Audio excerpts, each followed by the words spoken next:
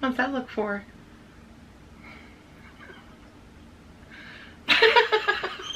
So welcome back, everyone. So today we're going to talk about discipline for your cattle dog. I've seen a few comments on what I should be doing with Sully on disciplining him. I've had people ask me a lot of questions on how I actually discipline my dog, so we're going to talk a little bit about that today. The main thing I keep hearing from people on what I should do with Sully is smack him hard enough until he yelps, or hold him down until he screams.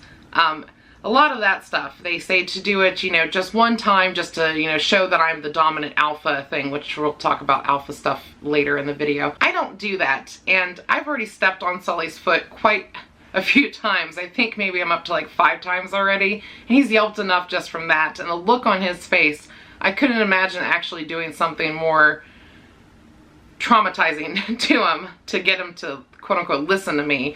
That's not how I raise my dogs. I know smacking your dog was like the norm for a really long time in I guess training. I know growing up in the 80s and 90s I saw many families, including our own, who would smack the dog once over something. And even the people that say just to make him yelp and scream one time is enough and that's all you need to do, I personally don't think I need to even do that. What's the point? I can build a better respectful relationship with my dog, because this is supposed to be a companion to me, so I don't understand why I would need to, especially when I don't think it's necessary. I mean, people tell me all the time I don't have the guts enough to do that to my dog, and it's like, that's not about having the guts to do it. I have plenty of guts to do a lot of things. Like if a rooster came at me, I'm gonna kick that mother nugget, mother fluffer, something. I'm trying not to cuss on YouTube.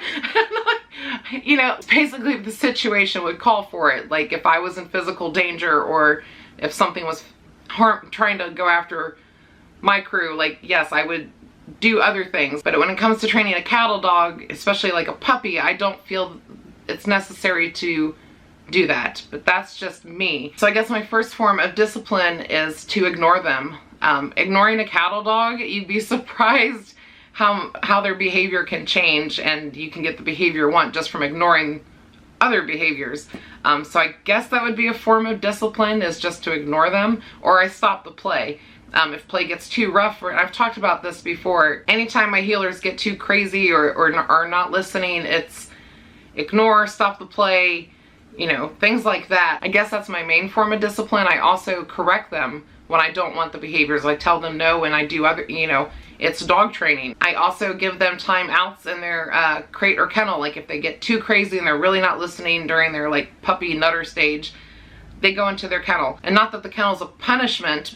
I mean, I teach them that their crate or kennel, whatever term you prefer to use, that is their safe place. That is where they go to calm down. So when they get time outs, I mean, it's discipline and I took the fun away, but it's not punishment while they're in there. Like I'm not screaming at them when they're in the kennel or smacking the cage or anything like that, because you don't want them to, you want them to know they need to calm down, but you don't want them to be like fearful of it. I know ignoring and basic dog training, like correcting, doesn't sound like much of discipline, but that's really all I need. I'm stubborn, if not more so than a cattle dog. I will wait things out until I get the behavior I want.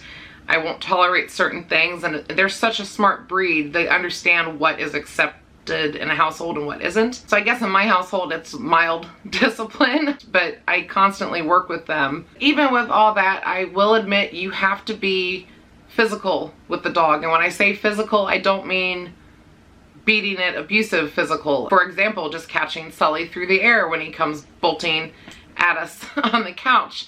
There's that physical kind of stuff, because I'm literally catching him, and when he's going crazy with his paws, I have to put him down, and that's a bit physical. But that's not, I'm not holding him down or smacking him for it. It's just, you have to get physical with this breed sometimes. I don't know how to explain, trying to figure out how to explain this. You have to get physical so you don't get more injuries and bruises, I guess. I don't know. And I do the mommy dog things where, you've seen me grab their snoot. I mean, all the stuff I do to my dogs that's physical, it's all stuff I've learned over the years working as a groomer and stuff. It's just, you pick up on things. Or even in rare instances when my dogs have their piffs, there's times I've had to physically hold them back or hold them down just to calm the situation down. So that's what I mean by physical. It's not physical abuse, but it's like you're physically being involved, if that makes sense. So I'm going to talk a little bit about the alpha theory stuff now, since I mentioned that earlier, and hopefully I'll keep this short. We'll see what happens. So alpha theory, we could talk about probably for ever and a day, because there's always going to be a debate on it, I think, at this point. As far as I know, alpha theory has been debunked a long time ago, and they found that in studies of wolves that the wolf it's a pack, but it's like a pack of just a family, like it's mom, dad, the kids kind of thing, and everybody plays their roles in that. For me, when I did study about wolves, like that made more sense to me. It was something we had talked about, gosh, like 20 something years ago in school, like that alpha theory is not real. I know the theory became really popular again when Cesar Millan came out with his dog training and stuff. And nothing against Cesar, I know he's done some great stuff, but I don't agree with him 100% on a few things, and I don't think he's the end-all be-all to a dog trainer. But when he came out and the alpha dog theory became all popular again, me and many of my colleagues at the time really hated what we were saying, because everybody all of a sudden became a dog trainer, because, you know, I watched Cesar, and I saw a lot more abusive stuff than I did dog training stuff. I even had people come up to my dogs in public and try to train them because, oh, Cesar says to do this. You know, I hated the whole thing. And when people kept hearing that term alpha, it just amazed me how many people took it to a level, like, so to speak. Like, it wasn't good dog training at that point. And I get a bit of guff for using the term leader or pet parent, and they say you shouldn't raise your dogs like kids type things, but if you really want to base it off wolf packs, the studies show that it's a family unit. I mean, if you look at your human family and the roles you guys play in that, and then, you know, your dogs kind of do the same thing, in my opinion. When I use the term pet parent, it's not me trying to do this fluffy cutesy dog training. It's you be a parent. Like, what makes a good parent? You give your kid routine, consistency, all that stuff. And what do they tell you in dog training? The same thing. I am fully aware that my dogs are not human children, but do I raise them as such? Yeah, pretty much, kind of. You know, consistency, discipline, routine, all that fun jazz, like that goes along with, for me, raising a dog, giving them work to do, giving them things to do. That's all stuff that, to me, a good parent is doing with their child. So that's why I use the term pet parent or leader of your household, because saying alpha, I think, saying that to some people, they take it to a whole other thing, because there is even this alpha training thing I've seen with people where they use methods that I totally don't agree with, like, because it's not even borderline abuse. It is physical abuse to your dog, and I don't see the point in doing that with an animal that I'm going to have as a companion for 10 plus years in my life. So while I was editing, there's a couple things I feel like I still need to add in here when it comes to the alpha stuff. I know people who study wolves actually don't say alpha anymore. They call the two head members of the pack the breeding pair, aka parents. I mean, they're the ones that, you know, lead the crew and take care of everything. But and yes, there's still a pecking order, so to speak, and, you know, the pups will do the submissive things too as well, but it's not as dominant or aggressive, I think, as what people once thought it was. Sir, you are bothering your sister. I also wanted to mention a quick thing about this beautiful boy. This was my Lucian, and some of you know about him and know, you know, his story, or at least a snippet of his story. We did go through many trainers with him the first 3 years of his life. He was the hardest healer I ever had to train. But we went to one trainer for like one of his consultation things, and that trainer was all about, you know, alpha dominant type training, basically. Not the abusive stuff that I mentioned earlier, but like definitely more forceful training. You know, he did that Cesar Millan neck hiss thing, but did it to the extreme. And just that one consultation, I saw the fear in Lucian's face. I saw the anxiety start, and I knew that wasn't the route we were going with him when it came to his training. I learned a lot with dog training with this boy. He was definitely my biggest challenge, and because of this pup is the reason I 100% feel that positive training with a cattle dog is the best way to go.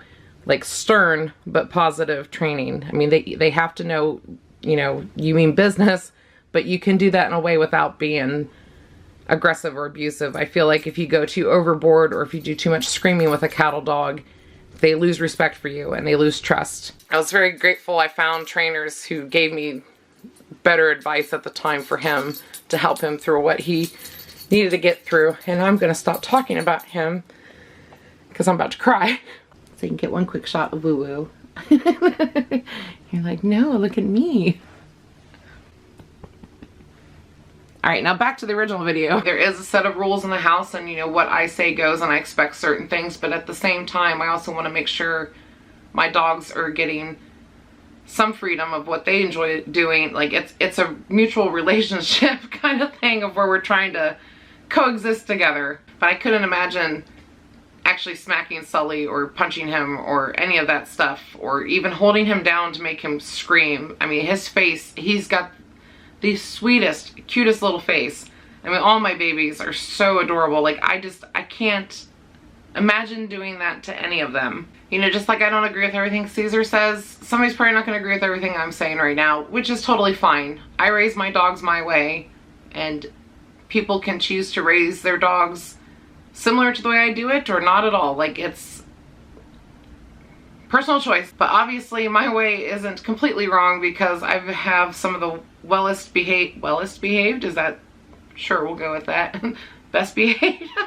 English is hard, even though it's my first language. My dogs aren't doing too bad. That's where I'm trying to go with this.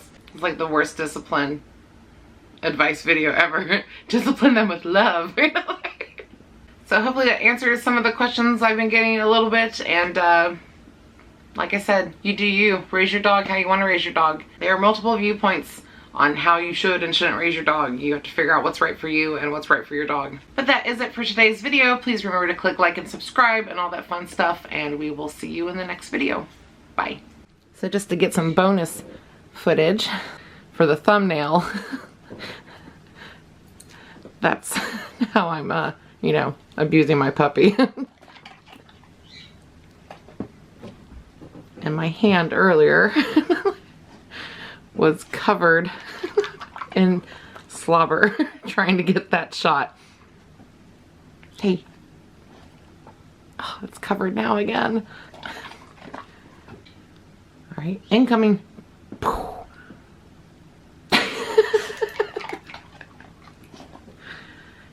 Ready? Clea, you ready? You're a good boy. Oh, it's so slimy.